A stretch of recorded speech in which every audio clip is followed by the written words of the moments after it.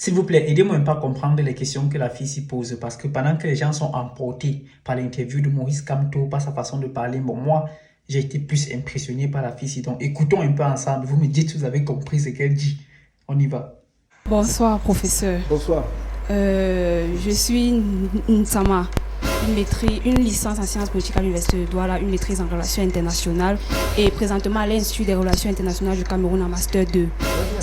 Oui, monsieur, mon questionnaire a 3 volets, donc 3 questions.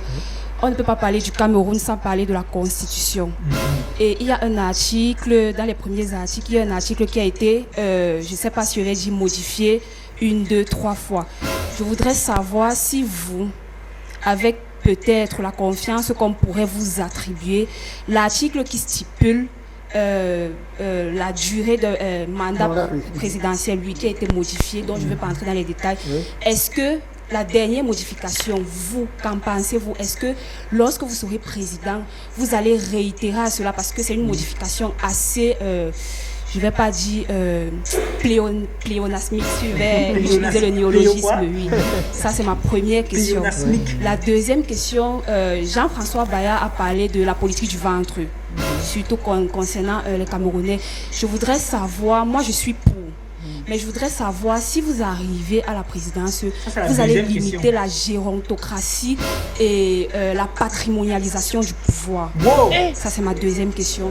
La troisième question va sur le plan international. Je voudrais savoir ce que vous pensez du messianisme. Qu'est-ce que vous avez prévu pour que le Cameroun ne soit plus aussi dépendant des puissances occidentales, parce que nous sommes très conscients qu'il y a la partie sud et il y a la partie centre, oui. Donc je voudrais savoir, parce que c'est ça qui encourage en fait le flux migratoire qui devient de plus en plus exponentiel avec la pensée de non-retour. C'est-à-dire qu'on y va, on n'a plus cette pensée de retour. Donc je voudrais savoir, est-ce que vous avez des stratégies en place pour y remédier? Ce sont mes 3 questions. Petit frère, mais quand tu écoutes seulement les questions qu'on pose, bon, si c'était moi, j'allais dire que je ne comprends pas bien. Hein.